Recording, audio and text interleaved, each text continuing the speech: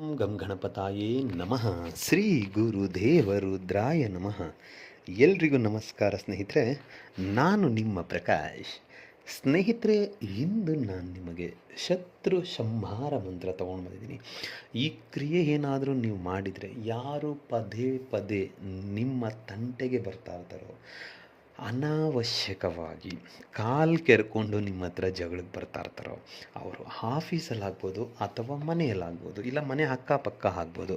ಈಗ ಮನೆ ಅಕ್ಕಪಕ್ಕದವರು ಬೇಕು ಅಂತಲೇ ನಿಮ್ಮ ಜಾಗನ ಅವ್ರು ಆಕ್ರಮಿಸ್ಕೊಳ್ಳೋದು, ಇಲ್ಲ ನಿಮ್ಮ ಜಾಗದಲ್ಲಿ ಏನಾದರೂ ತಂದು ಹಾಕೋದು, ಯಥಾ ಸುಮ್ಮನೆ ಬೇಕು ಅಂತ ಕಾಲು ಕೆರ್ಕೊಂಡು ಜಗಳಕ್ಕೆ ಬರ್ತಾರೆ.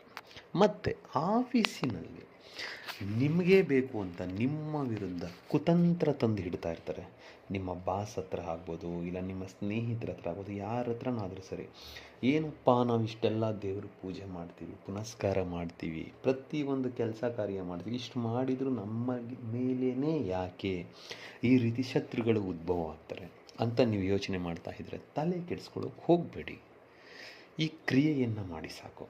ಯಾರು ಶತ್ರು ಅನ್ನೋರೇ ನಿಮ್ಮ ತಂಟೆಗೆ ಬರೋದಿಲ್ಲ. ಅದು ಹೇಗೆ ಮಾಡಬೇಕು ನಾನು ತಿಳಿಸ್ಕೊಡ್ತೀನಿ. ಅದಕ್ಕೂ ಮುಂಚೆ ನನ್ನ ಚಾನಲನ್ನು ಸಬ್ಸ್ಕ್ರೈಬ್ ಮಾಡಿಲ್ಲ ಅಂದರೆ ಸಬ್ಸ್ಕ್ರೈಬ್ ಮಾಡಿ, ಲೈಕ್ ಮಾಡಿ, ಶೇರ್ ಮಾಡಿ, ಹಾಗೆ ಬೆಲ್ ಐಕಾನ್ ಬಟನ್ ಪ್ರೆಸ್ ಮಾಡೋದನ್ನ ಮರಿಬೇಡಿ. ಏಕೆ ಅಂದರೆ ಮುಂದೆ ನಾನು ಏನು ವೀಡಿಯೋಸ್ ಬಿಡ್ತೀನೋ ಅದು ಎಲ್ಲರಿಗಿಂತ ಮುಂಚೆ ನಿಮಗೆ ಬಂದು ಸೇರುತ್ತೆ. ಸ್ನೇಹಿತರೆ, ಈ ಕ್ರಿಯೆಯನ್ನು ನೀವು ಮಂಗಳವಾರದ ದಿನ ಮಾಡಬಹುದು.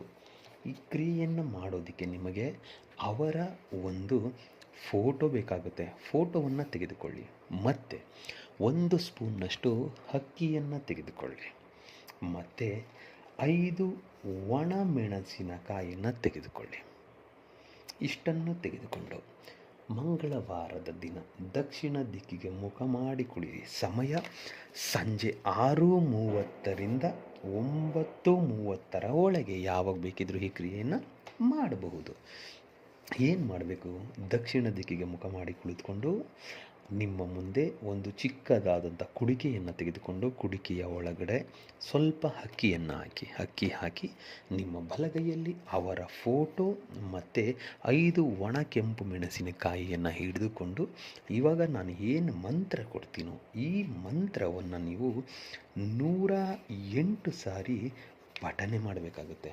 ಪಠನೆ ಮಾಡಿ ಮುಗಿದ ಮೇಲೆ ಆ ಕುಡಿಕೆಗೆ ಫೋಟೋ ಮತ್ತು ಮೆಣಸಿನಕಾಯಿಗೆ ಉಫ್ ಅಂತ ಅಭಿಮಂತ್ರಿಸಿ ಅದನ್ನು ಅದರ ಒಳಗಡೆ ಹಾಕಿಬಿಡಿ. ಹಾಕಿ ಕಪ್ಪು ಬಟ್ಟೆಯಿಂದ ಕಟ್ಟಿಬಿಡಿ. ಕಟ್ಟಿ ಅದನ್ನು ಆ ಸಮಯದಲ್ಲೇ ತೆಗೆದುಕೊಂಡು ಹೋಗಿ ಎಲ್ಲಾದರೂ ನಿರ್ಜನ ಪ್ರದೇಶದಲ್ಲಿ ಅಥವಾ ಸ್ಮಶಾನದಲ್ಲಿ ಮಣ್ಣಿನಲ್ಲಿ ಹೂಳಿ ಬಂದುಬಿಡಿ. ಸಾಕು.